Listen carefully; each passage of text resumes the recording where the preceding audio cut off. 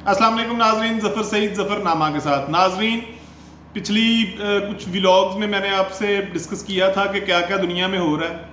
آج ایک بہت بڑی رپورٹ جو ہے وہ آپ کے ساتھ شیئر کرنی ہے. یہ ایک ایسی رپورٹ ہے جو امریکن کانگریس میں پیش ہوئی ہے، اور اس کے ساتھ ساتھ کچھ ریجنل ڈیولپمنٹس ہیں، خاص طور پہ شاہ محمود قریشی کی پریس کانفرنس کو لے کے، اور کچھ اندر کی خبریں ہیں. تو یہ ساری باتیں آج کے ولاگز میں ہیں. سب سے پہلی چیز جو میں ڈسکس کرنے جا رہا ہوں وہ ہے امریکن کانگریس.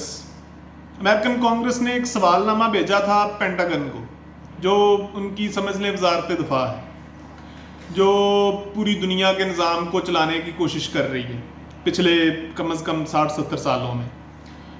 آپ کو اندازہ ہے کہ امریکہ کیسے سول سپر پاور ہے. جب سے رشیا ٹوٹا ہے 30 سال تو اس کو بھی ہو گئے ہیں.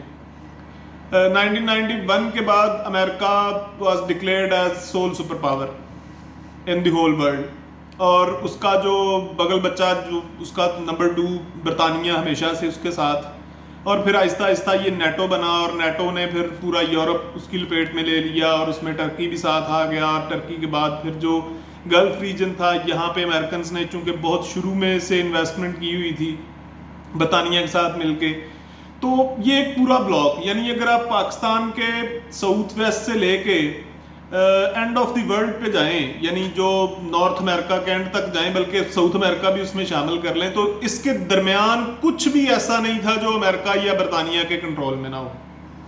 امریکہ اور برطانیہ کے کنٹرول میں اگر کوئی دو ممالک نہیں تھے تو وہ ایک رشیا تھا اور ایک چائنا.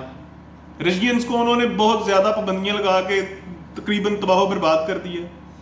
آج جو رشیا کی حالت ہے وہ پھر بھی کچھ بہتر ہے، لیکن آج سے اگر 20 سال پہلے چلے جائیں تو رشینز پوری دنیا میں بھیک مانگتے پھرتے تھے. رشینز کے بارے میں مطلب یہ اکثر مشہور تھا کہ ان کی غربت کا اندازہ یہ ہے کہ اب ان کی خواتین پوری دنیا کی ایک وہ جو انڈسٹری ہے وہ چلا رہی ہیں. تو یہ بڑے نازک معاملات سے گزرا ہے رشیا. اب وہ کچھ بہتر ہو رہے ہیں آہستہ آہستہ، ابھی بھی پورے نہیں ہوئے، ابھی بھی اکنامکلی وہ بہت زیادہ سٹیبل نہیں ہے. لیکن ان 20 سالوں میں، خاص 25 کر لیں، 1995 تک چائنا کی جو جی ڈی پی تھی، یا چائنا کا جو ٹریڈ والیوم تھا، یا چائنا کا جو سمجھ لیں اثاثے تھے، ایسٹس تھے، وہ دنیا کے ٹاپ 10 کنٹریز میں نہیں آتے تھے. اور 95 کے بعد انہوں نے ایسے گریجولی گرو کرنا شروع کیا ہے، اور اب وہ کرتے کرتے اس وقت کوئی ان کو نمبر 1 کہتا ہے، کوئی ان کو نمبر 2 کہتا ہے. یہی سوال امریکن کانگریس جو ان کا ظاہر ہے، جس طرح پاکستان میں سینٹ ہے، ایسے ہی ان کا ایک بلائی ایوان، اس کو ہم کہتے ہیں ایوان بالا، انہوں نے ایک سوال نامہ بھیجا پینٹاگن کو کہ بھائی جان، یہ اگلے ہم سن رہے ہیں 1-2 سالوں میں جو چائنیز جی ڈی پی ہے یہ کراس کر جائے گی امریکن کی نسبت، اور نمبر 1 وہ ڈکلیئر ہو جائیں گے، بالکل پوری دنیا ان کو مان جائے گی. تو اس کا آپ نے کوئی سدباب بھی کیا ہے یا نہیں، یا آپ ایسے ہی بس کام چلا رہے ہیں جیسے فلو آف دی ہسٹری میں؟ تو بڑا ڈیٹیلڈ سوال نامہ، بہت ساری چیزیں انہوں نے پوچھی کہ وہ ملیٹریلی کتنے تگڑے ہیں، وہ اکنامیکلی کتنے تگڑے ہیں، وہ سوشلی کتنے تگڑے ہیں، وہاں پہ سوشل سیکیورٹی کا کیا عالم ہے، وہاں پہ غربت کا کیا عالم ہے، وہ انڈسٹریلی کیا کچھ کر رہے ہیں، اور پھر وہ انوویشن اینڈ ٹیکنالوجی میں کتنے تگڑے ہوتے جا رہے ہیں. آپ سے کل آپ کو کیسے ان کو کمپیٹ کرو گے؟ تو پینٹاگن نے اس کے لیے ٹائم مانگا، اور پھر 2-4-6 مہینوں کی بڑی ڈیٹیلڈ سروے کر کے، ان کے پاس ہر وقت سروے موجود ہوتا ہے، تو اس کو ذرا اکٹھا کر کے اس سارے سروے کو ایک فائنل رپورٹ انہوں نے کانگریس میں سبمٹ کروائی ہے. یہ میں بات کر رہا ہوں آپ کے ساتھ منڈے کی، یہ منڈے والے دن پیش ہوئی. اب وہ رپورٹ اتنی خطرناک ہے کہ ناظرین پتہ نہیں کیوں پاکستانی جو جرنلسٹس ہیں، یہ جو ہمارے اینکر پرسن ہیں، تو جو تجزیہ کار ہیں، دانشوران ہیں، جو انٹرنیشنل افیئرز پہ نظر رکھے ہوئے ہیں، ان میں سے چند 1-2 کے علاوہ، ایک کا نام میں لوں گا، آلدو وہ میری آئیڈیالوجی ان سے نہیں ملتی، لیکن پھر بھی انہوں نے اس کو کوٹ کیا ہے، انہوں نے لکھا ہے اس کے اوپر، زرار کھوڑو صاحب جو ڈان اخبار میں لکھتے ہیں. اس کے علاوہ میری نظر میں کوئی ایک تجزیہ ایسا نہیں گزرا جس نے اس رپورٹ کی اہمیت کے بارے میں بات کی ہو. اب دیکھیں، میں چلیں نٹشل میں آپ کو بتا دیتا ہوں رپورٹ ہے کیا. رپورٹ میں پینٹاگن نے لکھا ہے کانگریس کو کہ اگلے 2 سالوں کے اندر اگر ہم چائنا کو، یہ پیوٹ تھا اس رپورٹ کا، اگلے 2 سالوں کے اندر اگر ہم چائنا کو ملٹریلی انگیج نہیں کرتے تو چائنا اتنا بڑا، وہ ریڈ ڈریگن آلریڈی ہے، اتنا بڑا ڈریگن بن جائے گا کہ پھر یہ پوری دنیا میں کسی کے کنٹرول میں نہیں آنے والا. تو ہم اس کو کریں گے کیا، ہماری اسٹریٹجی کیا ہے کہ ہم اگلے 2 سالوں کے اندر اس کو ملٹریلی انگیج کریں گے اور موسٹ پروبلی اس کے ہمسایوں سے کریں گے. اچھا، اب ہمسایوں میں سب سے زیادہ جو ہے وہ کون ڈیگر ڈرون ہے چائنا کے ساتھ؟ ظاہر ہے انڈیا، کیونکہ ایک طرف اس کے نارتھ کوریا ہے، ایک طرف ساؤتھ کوریا ہے، جاپان ہے، تھائی لینڈ ہے، ملیشیا، سنگاپور، یہ سارے ساؤتھ ویسٹ چائنا سی میں جو کنٹریز آتے ہیں، ملاقہ اسٹیٹس جن کو ہم کہتے ہیں، یہ سارے کے سارے اتنی ہمت نہیں رکھتے. تائیوان، ہانگ کانگ، یہ بالکل چھوٹے چھوٹے کنٹریز ہیں اور ملٹریلی بہت تگڑے نہیں ہیں، بہت ہی کمزور ہیں.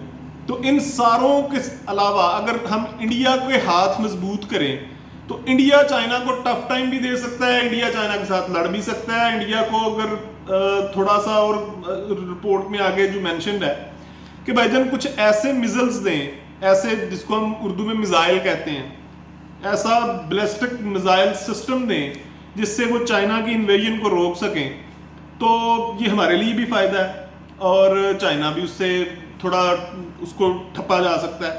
اینی ہو، تو ایکچولی انہوں نے گیم یہ کی ہے کہ کانگریس کو اس بات پہ کنونس کرنے کی کوشش کی ہے کہ ہمیں اپنی ٹیکنالوجی جو بہت زیادہ اپڈیٹڈ ٹیکنالوجی ہے وہ اب انڈیا کو دینی پڑے گی.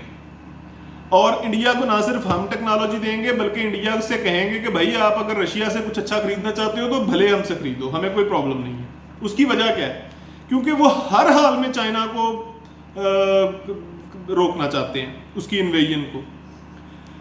اب ذرا غور کیجئے گا، امریکن کانگریس میں ایک بل پاس ہوا تھا کہ پاکستان اور چائنا میں جو طاقت کا توازن ہے یہ برقرار رکھا جائے. اب جب وہ ٹیکنالوجی چائنا پھر آ جاتا ہے میرے منہ میں، اگر انڈیا کو امریکنز وہ دیتے ہیں تو پاکستان اور انڈیا کا جو توازن ہے اس خطے میں وہ برقرار نہیں رہے گا، پھر وہ بہت تگڑے ہو جائیں گے. آلریڈی ان کے رافیل کے آنے کے بعد ہمارا ایک لغزش آئی ہے، ہم پریشان ہیں اس وقت کہ اس رافیل کے مقابلے کے لیے کیا کرنا پڑے گا. تو سن رہے ہیں ہم باتیں کہ جے ایف تھنڈر میں جو ہے نا بلاک 3 وہ کچھ ایسا ہوگا کہ وہ رافیل کا مقابلہ کر جائے گا، لیکن یہ جب ہوگا تب دیکھی جائے گی.